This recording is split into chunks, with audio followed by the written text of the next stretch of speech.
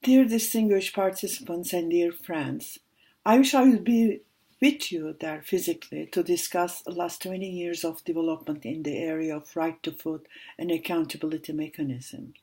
The human rights agenda was in the forefront in two distinct periods during the 20th century. The first one was after World War II, when grim memories were fresh of catastrophic denial of human rights. The 1948 Universal Declaration of Human Rights, followed by two legally binding covenants, were major positive results of these years. The second period was in 1990s. When the Cold War ended, human rights again became prominent on the global policy agenda. Several high-profile UN global conferences were held, the International Criminal Court was established, many other normative global initiatives took place. One of the notable highlights of this period was the World Conference on Human Rights in 1993, where the assembled governments endorsed the universality, indivisibility, interrelatedness, and interdependence of all human rights. After that, at the 1996 World Food Summit, these principles were again endorsed, this time with respect to the right to adequate food. 20 years ago, it was widely acknowledged that the production-oriented agricultural policies underpinned by the Green Revolution dramatically increased food production around the world. This result was achieved at the expense of environmental degradation, and although credited with avoiding predicted famines, it did not solve the problem of global hunger. The reason that hunger and malnutrition persists is not because there's not enough food for everyone. Hunger persists because of poverty, social and economic inequality, and inaccessibility to vital resources, as well as adverse impact of trade rules in developing countries and the predatory character of economic globalization. Many of the root causes of world hunger cannot and will not be overcome without the existence and implementation of normative principles of human rights. Unfortunately, 20 years after the World Food Summit, the recognition of the right to adequate food is declining. It's becoming more difficult to embed the right to food concept in global regulatory frameworks than 2 decades ago. I will give 2 examples on that. The first one was the failure to include the right to food to Paris Climate Change Agreement, and the second one was the ignoring right to food language in 2030 Sustainable Development Goals.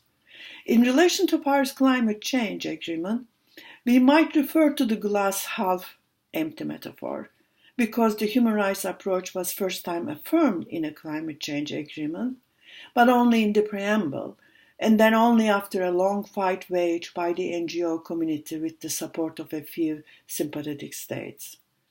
On the downside, there was no mention of human rights in the operational provisions. Regrettably, there was actually strong opposition to the inclusion of the right to food in the Paris text, unlike some other rights that were explicitly mentioned in the preamble. This result was neither an accident nor an oversight. Rather, it reflected the view that right to food approach was perceived as hostile to the interests of the big agro-businesses. The agricultural lobby successfully excluded right to food from the text. Instead, the production approach to food security was explicitly repeated, as it was in the Article 2 of the UN Framework Convention of Climate Change. What I would consider the international preoccupation with climate change has transferred the focus of concern to functional and quantitative solutions at the expense of normative and equity considerations. While climate justice played some role at Paris, food justice was ignored. However, recognition of the right to base approach is very important in climate change policies, as many of the clean development mechanisms could have an adverse impact on the right to adequate food and the livelihood of many people. Similarly, biofuel is a poster child of benevolent climate change policies that is threatening people's right to food. It's important to insist on a human rights approach in response to these policies and make a greater effort to protect access of all people to sufficient, healthy, and affordable food.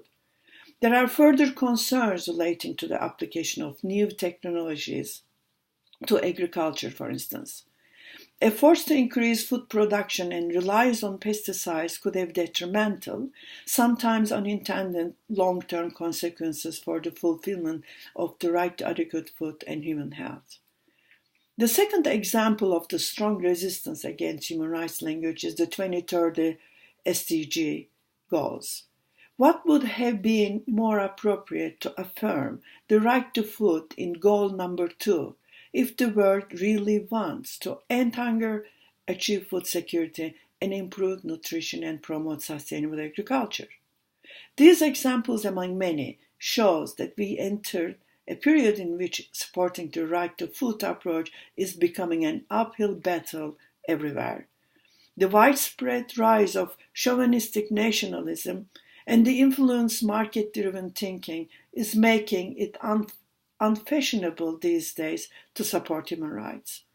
The Committee of Food Security is a unique international institutional framework within which civil society is strongly represented after revolutionary restructuring in 2009. But Committee of Food Security is too young and in some senses too fragile to confront these problems directly. Meaningful participation in decision-making must struggle against very powerful private sector mechanisms and big governments.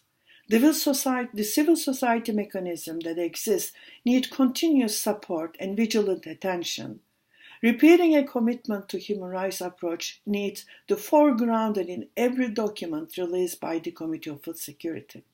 Without an accountability mechanism, there is no way to protect people's right to adequate food and access to food. It will be treated as a charity, demeaning to those who become dependent. Charity cannot realistically hope to prevail against big business. Only a vigorous program of human rights can have such a hope. Finally, there's also some good news to report. As we know, more than 25 countries now have implicit or explicit norms in their constitution dedicated to protection of the right to adequate food, and many states have framework laws. Latin America is the leader of this trend. But we also see encouraging developments in Europe and other continents. Belgium presently has a right to food bill in its parliament. I believe we should thank Olivier de Schutter for this achievement. In Italy, the Lombardia region is championing the right to food. The cities of Milan and Torino are the leaders of this development, making right to food a law. Additionally, Scotland is preparing a right to food bill soon to be put before lawmakers. Unfortunately, the European Convention on Human Rights, unlike some other regional human rights mechanisms, does not have a provision affirming the right to food. This needs to be discussed publicly, especially Europe is struggling with the ongoing refugee crisis. However, at subnational levels in many cities throughout Europe, as well as in the United States and Canada, there are signs that communities are beginning to appreciate the right to food, local food movement, as well as food sovereignty and democracy. There are growing efforts to mobilize people around these moral and normative ideas, which is enjoying some success despite strong resistance by many national governments and corporations. These political and economic actors do not like to impose legal accountability. They greatly prefer to rely on voluntary code of conduct to achieve corporate social responsibility. So far, with rare exceptions, this reliance on voluntary compliance has been ineffective. I would like to mention here the People's Tribunals that took place last October in The Hague against Monsanto, one of the big 6 pesticide and seed companies that is now really the even bigger victory due to recent mergers.